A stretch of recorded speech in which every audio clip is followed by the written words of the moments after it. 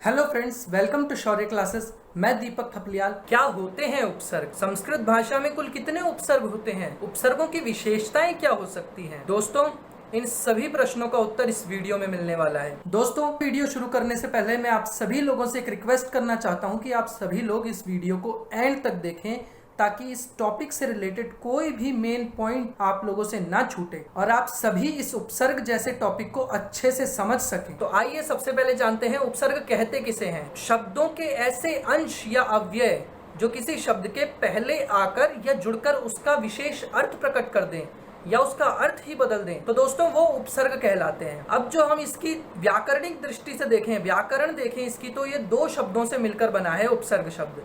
पहला उप और दूसरा सर्ग। तो दोस्तों, उप शब्द का अर्थ होता है समीप, मतलब शब्द के आगे से समीप, शुरुआत से। और दूसरा होता है सर्ग, जिसका अर्थ होता है सृष्टि या निर्माण करना। तो इसका अर्थ एक ये भी हो सकता है कि शब्द के आगे से जुड़कर उसका नया अर्थ निकालना या वो नया शब्द बना देना, ये उपसर्ग कहलाता है। दोस्तों, अब हम जानेंगे कि उपसर्गों की विशेषताएं क्या क्या होती हैं। तो दोस्तों, उपसर्गों की टोटल 3 विशेषताएं होती हैं कुल। पहली होती है शब्द के अर्थ में नई विशेषता ले आना, मतलब कोई नई विशेषता शब्द में ले आना। जैसे प्रबल शब्द हो गया, इसमें प्र उपसर्ग जुड़ा है, और अनुशासन शब्द हो गया। अब जो दूसरी विशेषता है वो है शब्द के अर्थ को ही उलट देना। तो दोस्तों, जो अर्थ पहले से शब्द का है उसके साथ जुड़कर उसका नया अर्थ ले आना। इसके उदाहरण हो गए अवगुण या अपयश जैसे शब्द। अब दोस्तों आती है तीसरी विशेषता, जो है शब्द के अर्थ में कोई खास परिवर्तन नहीं करते, बल्कि मूल अर्थ जो होता है उसी के इर्द गिर्द कोई दूसरा अर्थ दे देते हैं। तो इसके जो उदाहरण हैं वो हैं विशुद्ध और परिभ्रमण जैसे उदाहरण। दोस्तों, संस्कृत भाषा में कुल कितने उपसर्ग होते हैं? अब आता है ये प्रश्न। तो संस्कृत भाषा में कुल 22 उपसर्ग होते हैं। कौन कौन से होते हैं और उनका प्रयोग कैसे होता है? तो दोस्तों, पहला उपसर्ग होता है प्र उपसर्ग। इसका मतलब होता है आगे की ओर। इसके उदाहरण हो गए प्रदान, प्रबल, प्रहार जैसे शब्द। दूसरा वो है परा उपसर्ग, जो विपरीत अर्थ में लिया जाता है।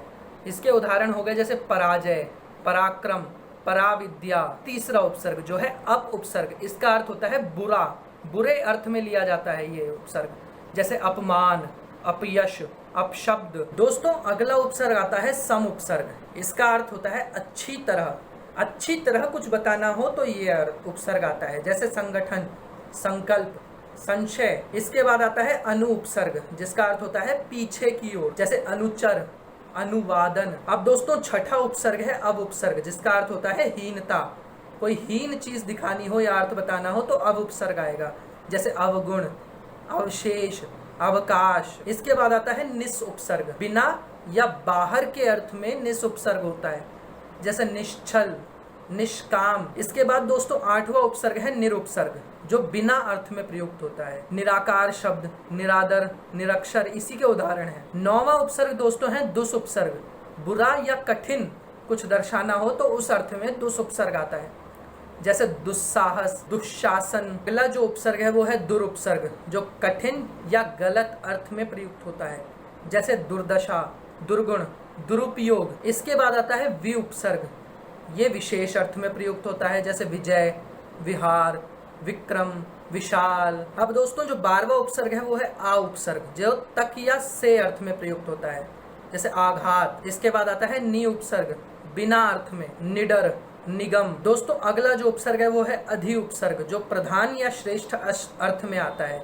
जैसे अधिनियम, अधिनायक। इसके बाद आता है अभि उपसर्ग, निकट अर्थ में आने वाला 15वां उपसर्ग है अपि उपसर्ग, जो प्रयोग होता है अपिगिरति, अपिधत्ते जैसे शब्दों में। दोस्तों, अब आता है अति उपसर्ग, अधिक के अर्थ में। तो इसके जो उदाहरण हैं वो होते हैं अतिवृष्टि, अतिशीघ्र, अतिभार। और इसके बाद आता है सु उपसर्ग, ये अच्छे के अर्थ में प्रयुक्त होता है, जैसे सुगंध, सुमन। अब दोस्तों, अगर आप यहाँ तक वीडियो देख रहे हैं तो मुझे कमेंट करके बताएं कि जो शुरुआत के 2 उपसर्ग थे या 3 उपसर्ग शुरुआत के, उनके एक एक उदाहरण बताएं। दोस्तों, अगला उपसर्ग है 18वां उपसर्ग, जो है उत उपसर्ग, जो श्रेष्ठ अर्थ में प्रयुक्त होता है, जैसे उत्पत्ति, उत्पीड़न, उत्कृष्ट। इसके बाद आता है दोस्तों 19वां उपसर्ग अभि उपसर्ग, जो पास अर्थ में, कोई चीज पास हो तो उसके लिए प्रयोग किया जाता है, जैसे अभिमान, अभिनव, अभिवादन। दोस्तों, 20वां उपसर्ग है प्रति उपसर्ग, जो प्रत्येक अर्थ में प्रयुक्त होता है, मतलब प्रत्येक जो अर्थ है उसमें प्रति उपसर्ग होता है प्रतिदिन, प्रतिफल, प्रतिध्वनि, प्रतिक्षण। 21वां उपसर्ग है परि, चारों ओर के अर्थ में प्रयुक्त होता है, जिसके उदाहरण होते हैं परिवार, परिपूर्ण, परिश्रम, पर्यावरण। और 22वां उपसर्ग होता है उप उपसर्ग, जो सहायक के रूप में के अर्थ में प्रयुक्त होता है, जो उपभोग, उपवन, उपहार ऐसे शब्दों में प्रयुक्त होता है। दोस्तों, ये वीडियो आपको अच्छा लगा तो इसे लाइक करिए, हमें कमेंट करके बताइए और हमारे चैनल को सब्सक्राइब करना ना भूलें, क्योंकि अगर आप लोग सब्सक्राइब करेंगे तभी हमारी आने वाली वीडियोस की नोटिफिकेशन आपको मिलती रहेगी। दोस्तों, अगर आपको किसी स्पेसिफिक टॉपिक पर कोई वीडियो चाहिए तो आप हमें कमेंट बॉक्स में लिख कर बता सकते हैं। आने वाली वीडियोस में हम उन स्पेसिफिक टॉपिक्स को कवर करने की पूरी कोशिश करेंगे।